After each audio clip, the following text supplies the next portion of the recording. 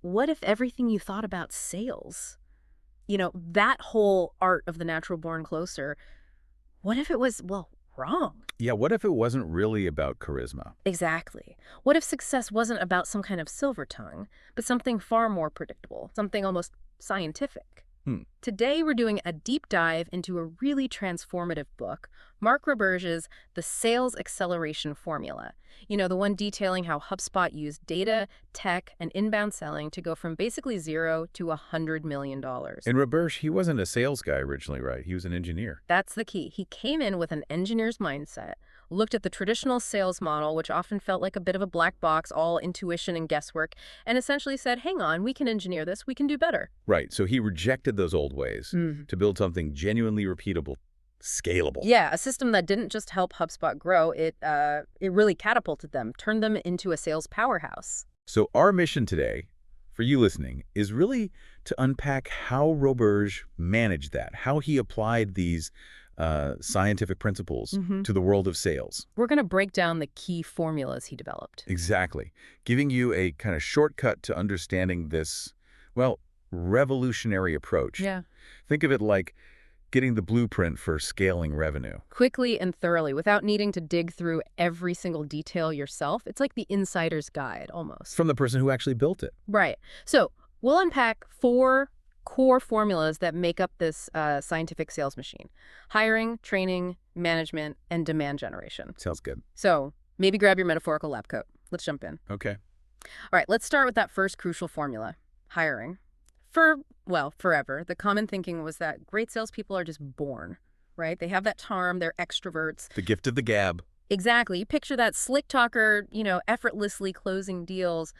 But Roberge, with that engineer brain, he really challenged that. He basically said, relying on gut feeling or just like how charming someone seems in an interview, it's not just unreliable, it's a strategic mistake. And what's really striking about HubSpot's approach, their method, was how they just threw gut feeling out the window. They didn't assume what made a great salesperson. They analyzed them. They analyzed them. They crunched the data on their top performers to find objective traits, things that were actually present in the successful ones. Moving way beyond just charisma. Absolutely. This is where the science really kicks in, moving from intuition to actual data. And the traits they landed on are surprisingly practical. Yep. Measurable, not just being charming. Right. Roberge highlighted 5 key things: coachability, curiosity, intelligence, prior success, and work ethic. Let's dig into those. Yeah. Coachability seems paramount, doesn't it? Yeah. Especially now. Why is that so critical today, do you think? Well, think about it. Sales isn't static, right? Markets change, products evolve, buyers behave differently all the time. Right. A coachable rep, they don't just memorize a script, they adapt. They take feedback, they're resilient, they see it as fuel for growth, not, criticism. Okay, that makes sense. And curiosity, you called it a superpower. It really is. Because modern buyers, they often don't even fully grasp their own problems or all the solutions out there. They've done research, sure, but There's more to uncover. exactly. A curious salesperson asks those insightful questions. They dig deeper, uncover needs the buyer maybe hadn't articulated, and guide them to a better outcome, sometimes one the buyer hadn't even considered. So the practical takeaway here for you listening is maybe building a proper scoring system for your interviews.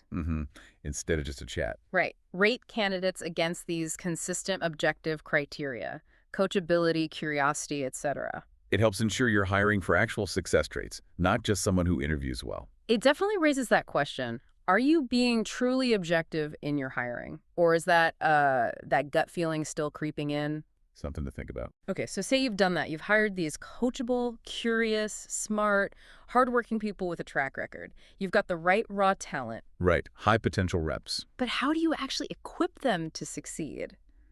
This is where Roberge's ideas on training get really interesting. It's so different from the old way.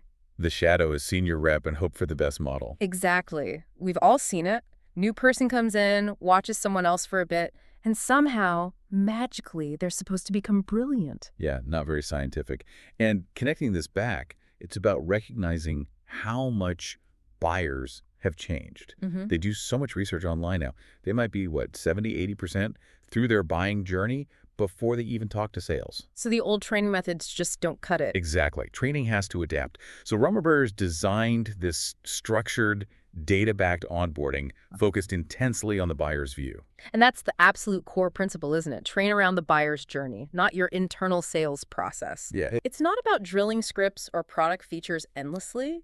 It's about the reps deeply understanding the customer's pain points, And how your solution actually solves those specific problems. guiding them through their decision process. It flips the whole script, putting the customer front and center. And to make that happen, they use specific tools, very practical stuff, like systematic call recordings, which give you that objective look at what's really happening in conversations. Invaluable. And targeted role plays, not just generic ones, but practicing specific scenarios, focusing on buyer conversation nuances. Okay.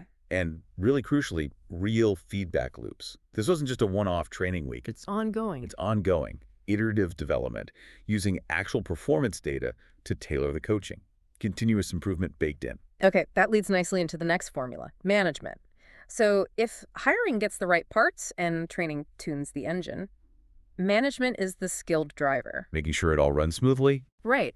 And again, Roberge argued hard against managing by gut feeling, that kind of instinctual, maybe inconsistent approach where managers just yell, "More numbers!" Yeah, the big shift here, the key insight, is moving from just pushing for results to actually using data as a coaching tool. Explain that a bit more. Instead of just saying sell more, the manager uses specific metrics to figure out why things are happening, to diagnose issues, find strengths, and give really targeted advice. So the manager becomes less of a boss, more of a coach. Exactly.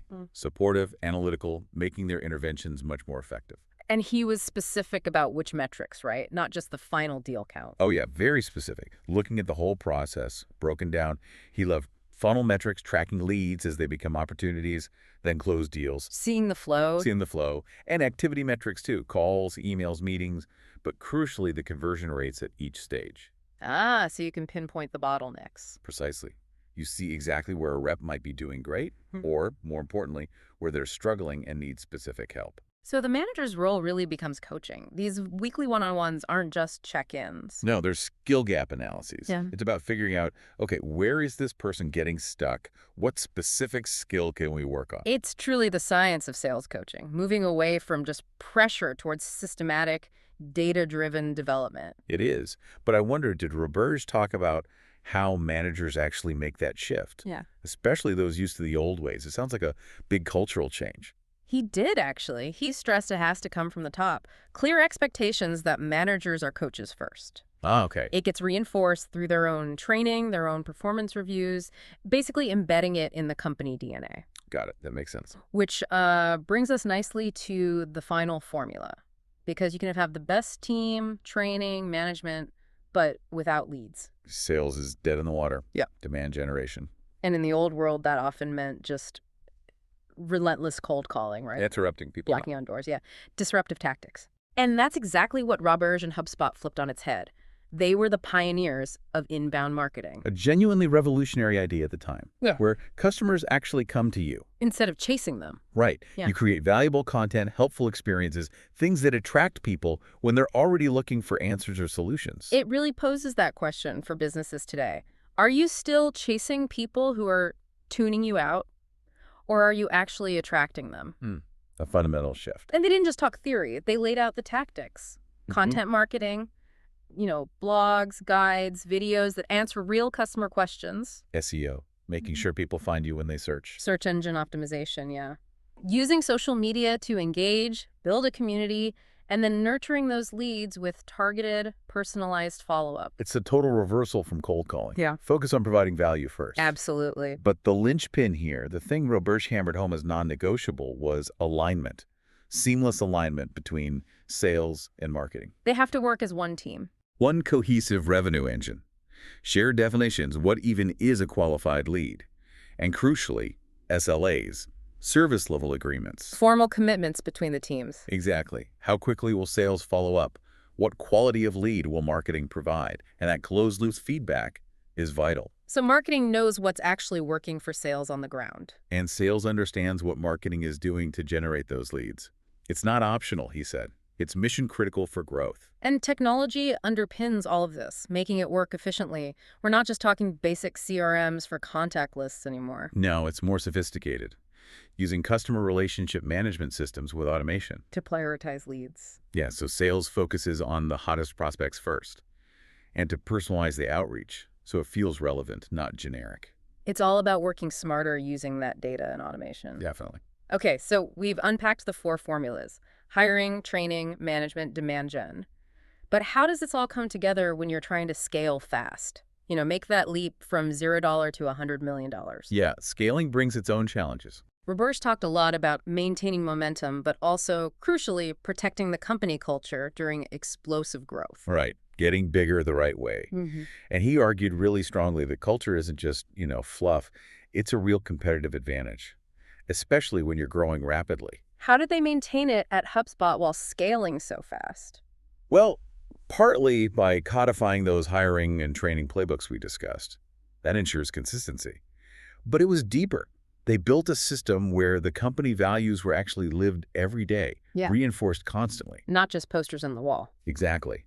So as new people came in, that foundation of success and shared purpose was already built into the process.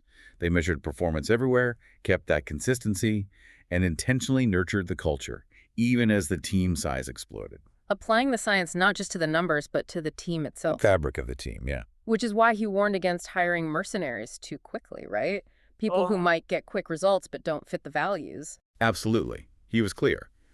Culture and values have to drive the growth. You don't sacrifice them for growth. It's about sustainable, healthy expansion. It really elevates it beyond just tactics and numbers. So, if we synthesize the big lessons from Roberge, first, sales is a science. Apply these formulas rigorously, you get predictable outcomes. Okay. Second, for modern businesses, inbound beats outbound. Meet buyers where they are with value. Right. No more cold calls, ideally. Third, coaching beats pressure. Always. Develop your people with data. Makes sense. Fourth, technology is your accelerator. Use it for leverage, CRM, automation, analytics. Got it. And finally, that sales and marketing alignment. It's absolutely non-negotiable for a unified revenue engine and sustainable growth. That really hammers home his point. The key to success is not found in the charisma of your salespeople, but in the predictability of your process. Or that other great one. Great sales leaders are great coaches, not great closers. It's a total shift in thinking, away from the lone wolf salesperson myth towards an engineered system. So as we wrap up this deep dive, the main takeaway is that sales acceleration isn't magic. It's not about finding some unicorn seller. It's about the system. It's about rigorously integrating these 4 formulas: scientific hiring, buyer-focused training, metric-driven coaching, and that powerful inbound engine, transforming sales into something predictable, repeatable, scalable. And that leads to maybe a final provocative thought for you, the listener, to chew on. Okay. If you took the same scientific method, identifying variables, measuring, iterating, building systems, and applied it not just to sales, but to any area of your life, professional or personal, that feels kind of unpredictable right now. What could you make repeatable, scalable, more successful? What could you turn into your own formula for consistent achievement? Wow. That is a powerful challenge. Think about how these principles, data, process, coaching, alignment, might apply elsewhere in your own work, your learning, maybe even a personal goal. Food for thought. Definitely.